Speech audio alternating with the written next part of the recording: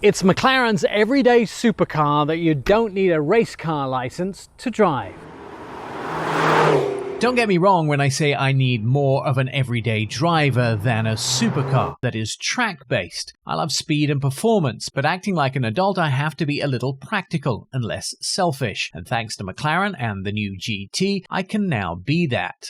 Because the GT, although a real McLaren, has been built for the road and not the track as much. The engine sounds amazing. 4-litre V8 twin turbo with 612 horsepower. After all, it's still a McLaren, but made to be simpler to drive and more practical than any other car in the lineup.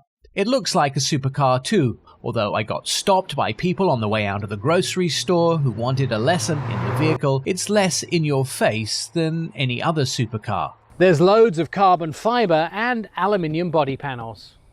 Smooth, thin headlights, 15-spoke wheels, huge calipers, air passage vents that are functional, and it even has luggage space. There is a frunk or a front trunk, and the engine is underneath the trunk at the back. The frunk is the perfect place to store valuables or something like a carry-on suitcase. And the trunk kind of reminds me of Spock's coffin from the Star Trek movie. The cargo area in the back above the engine is leather-lined and nice. However, when the cargo area is closed, you can see everything quite easily, which might be a downside if you have valuables. And because the tailgate is glass on a hot day, you don't want to be carrying an ice cream cake in the trunk, even for 5 minutes. Things in the trunk get hot. The main competition for this is Aston Martin's DB11 Superleggera, the Porsche 911 Turbo S, and the Ferrari Roma.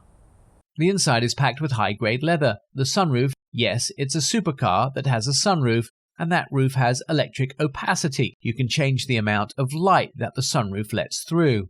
Who ever heard of a supercar with 3 cup holders?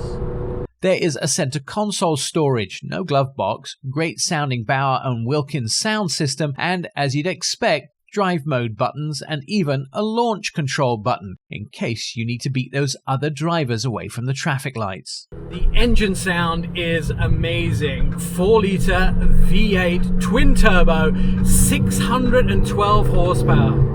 Not loud like a big muscle car or super performance gearhead car, but an exhilarating performer with a uniquely McLaren sound. It's 280 pounds lighter than the competition. What does that mean? It means you can go faster.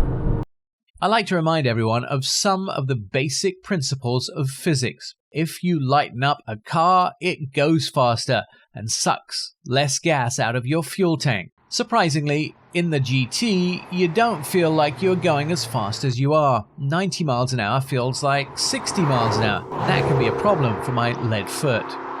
It has a hydraulic steering system, so you can actually feel the road underneath the steering wheel. This is a more rational choice for me. You can get lots of better performers out of the McLaren lineup, and this GT is far more luxurious than any other McLaren built.